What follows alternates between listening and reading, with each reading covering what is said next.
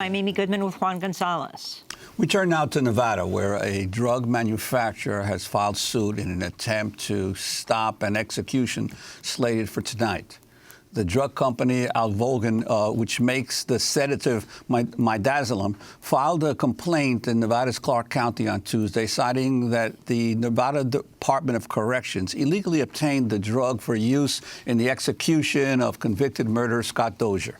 Nevada officials plan to use an untested 3-drug protocol of midazolam, the painkiller, the opioid fentanyl, and the paralytic drug cisatracurium for Dozier's execution. Nevada will become the first state to use fentanyl as part of its deadly drug cocktail. Today's execution will be the first time in 12 years Nevada's carrying out the death penalty. Dozier, a former meth dealer, was sentenced to die in 2007 for first-degree murder with a deadly weapon and robbery with a deadly weapon in the 2002 slaying of another dealer, Jeremiah Miller. Last year, Dozier dropped his death penalty appeals and asked to be executed. The procedure slated to be carried out at 8 p.m. In Nevada at the Eli State Prison. For more, we're joined by Maurice Shama, staff writer at the Marshall Project. His profile of Scott Dozier, titled The Volunteer. More than a year ago, Nevada death row prisoner Scott Dozier gave up his legal appeals and asked to be executed. He's still waiting. Welcome to Democracy Now!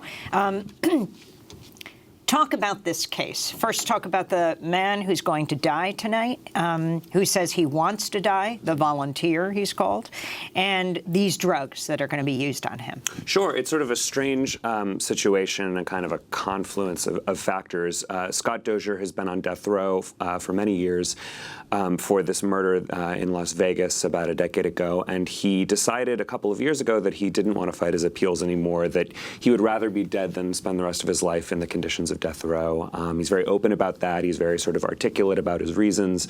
We've spoken at length about that. And what that decision set off was kind of, honestly, sort of chaos in the Nevada legal and correctional system, where having not carried out an execution in more than a decade, the state needed execution drugs to use in its lethal injection execution chamber. They had just built a new execution chamber that's never been used before. More than 200 different drug companies, distributors, manufacturers said they wouldn't sell drugs, that it sort of went against their company policies. This is an ongoing problem for many states that want to carry out executions, and Nevada is one of them. And the result was that Nevada then announced it would use this new cocktail that had never been used before that featured fentanyl, the opioid. And Dozier, for his part, said he didn't really care how the execution was carried out. He'd prefer the firing squad, he told me. But what happened was he let his lawyers sort of get involved in litigating over the pain that could be caused by this execution, and that set off sort of this stop-start court battle that goes back now to last fall and has sort of ground forward up to the Nevada Supreme Court and is now finally going to lead potentially to his execution unless a judge in Las Vegas today stops it as a result of the drug company's concerns.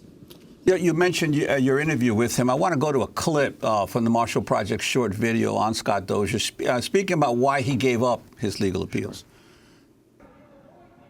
My sister points out it's a lot like a terminal disease. You know, if he had cancer and told me he was miserable and he wanted to stop treatment, I'm not going to argue with him about it. And they believe me. I mean, my family believes me when I tell them I'd rather be dead than this.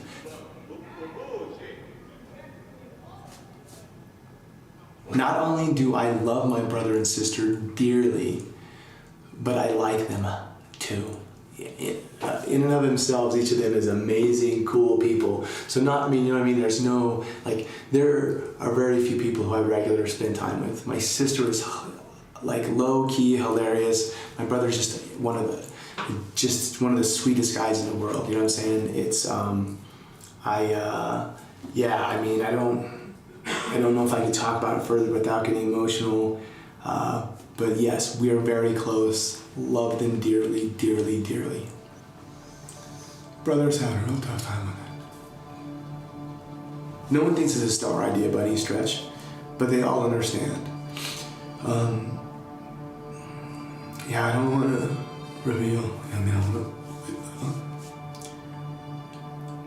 honor their privacy in this.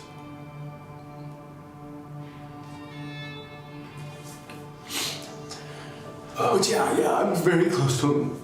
They're awesome.